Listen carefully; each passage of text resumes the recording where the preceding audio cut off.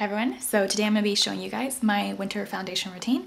This is what I wore all winter for the most part, and kind of what I'm still applying on my face now.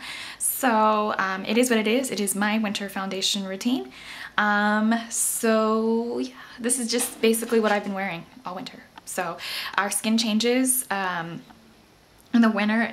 We all have a tendency to get drastically drier skin, so it's just kind of normal and realistic to kind of change out our products from season to season as needed. So I will be showing you guys this, and these products are definitely a lot more luminous than what I wear in the summertime, hence the new foundation routine. Pretty much only like to do this video when my foundation routine has changed, and it has for the winter at least. So I hope you enjoy, and thanks for watching. Next up, I like to take my LUSH Tea Tree Toner. I haven't tried the new Mary Kay one that just came out with the natural botanical skincare line, but I've been using this now for about a year. I really like it. It's a dupe of MAC's Fix Plus for myself. So I just like to spray this all over the skin, and it's fairly natural, so you're not going to get anything stringent in your eyes. Now for moisturizing, I'm going to take the 100% Pure. This is a normal to oily moisturizer that's 100% natural, 100% vegan, and it is the mint white tea. And it just comes in this long cylindrical tube. I got this at Vegan Beauty Market, and I'll put a link below in the bottom bar. Great website for vegans. And I just take a little bit of this out of the pump. I like that this has a pump and not a pot. It contains 1.6 milliliters of, 1.6 ounces of moisturizer, which I really like. I know it's $32, but my LUSH one was also the same price and only had 1 ounce, so I'm getting a little bit more.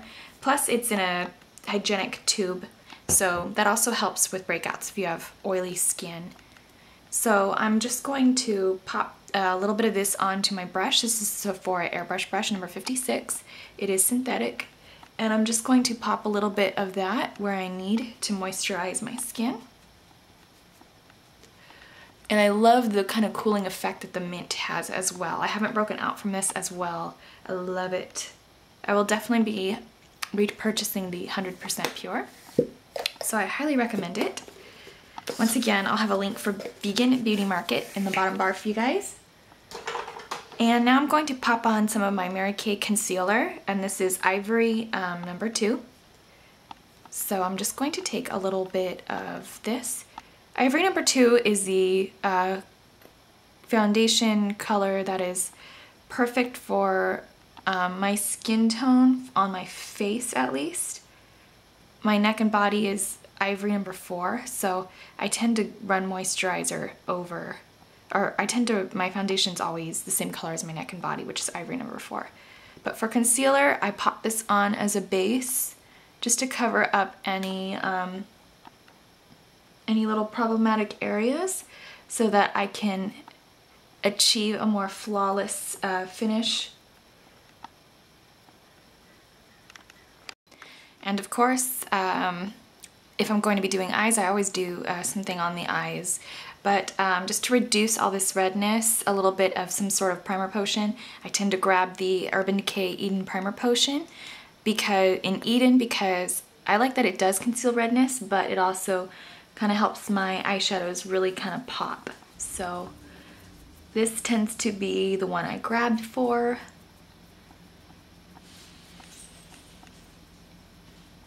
I'm just going to pop that all over the eyelid. If you want, you can pop a little underneath as well.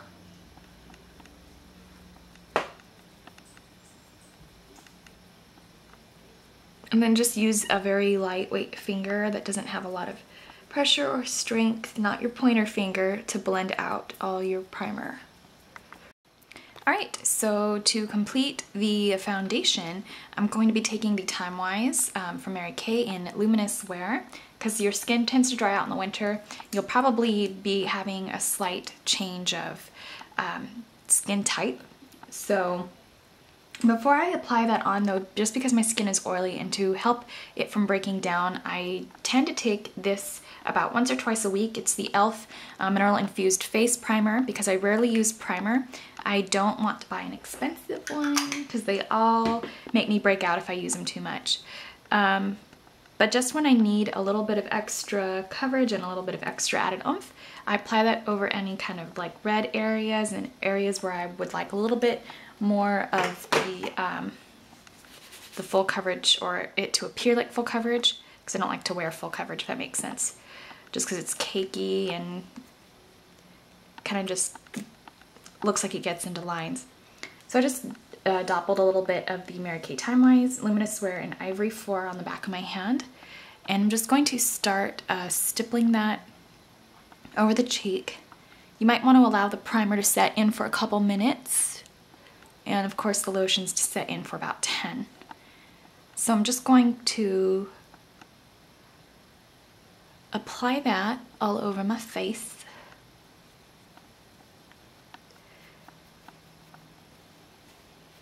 I do go all over my face. I know some gurus say don't use it where you don't need it, but I like to take it all over because of very red undertones in my skin. And if I don't take it all over, I'll have red in some areas and it'll appear clearer in some. So it's just a matter of personal preference. So I just basically start whisking that in, and I worry about blending as I get towards the end later on. Obviously this is not a drying or prolonged wear foundation, so I have time to let it be on its own. Basically kind of like packing it on, and then we're going to basically blend it on. Now I'm going to be taking the London Soho New York Beauty Sponge. This is latex free, and most of their products from the Soho London line are synthetic brushes. So this is just a dupe of the Beauty Blender. The only difference between this and the actual Beauty Blender itself is obviously the price tag and this little line in the center. So what you're going to want to do is get this wet and squeeze out any excess water. Now the reason why you want to get this wet is so that it doesn't absorb your product. Some gurus will say it works better for them dry, some gurus will say it works better for them wet. You're going to save money if you don't use it dry. You're going to save money because it's not going to absorb your product and it's going to glide on the skin a little easier. Now like I said, I didn't buff any of this in really, but I will be picking up a little bit of excess product. And we're just going to roll that on the face. I get these at CVS. I kind of just started working with them. I wanted to see if I liked the dupe enough to get the real Beauty Blender, or if this is sufficient.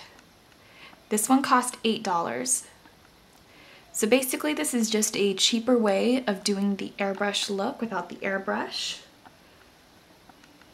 I used to use the airbrush system that I do own more often, but because it's silicone base, I tend to get breakouts from it, so I haven't used it in forever. So that's my kind of like little issue I have with airbrush.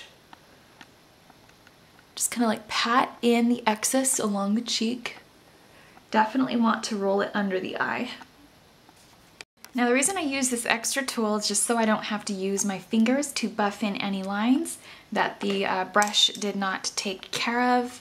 And once again, I just do that to eliminate touching my skin with my hands and kind of, you know, just more sanitary. And I'm taking the Mary Kay Facial Highlighting Pen Crayon Illuminator, and this is Ivory number 2, and it's a couple shades lighter than my foundation, because my foundation's Ivory 4, which matches my neck and my body. So that's why I take that particular color. I know I get a lot of questions on why I take the color foundation I take, because it seems to not match my face. You don't want to match your face if you're used to using SPF on your face. You want to match your neck and body so you're all one color. Now I'm going to be taking the London Soho New York Beauty Sponge, and we're just going to roll that on. This is a little bit easier than taking your finger, which more or less just blends off extra product. I like to go above my brow with that concealer pen just to give it a more airbrushed feel. Whatever's extra is left on the pen, I take down the nose just so it doesn't dry out on the brush tip. So I can get like kind of like a little concealer highlight, little kind of built-in highlight, so I don't have to put shimmery powder down my nose, which can just make me look like Tinkerbell. So I'm just going to blend that on.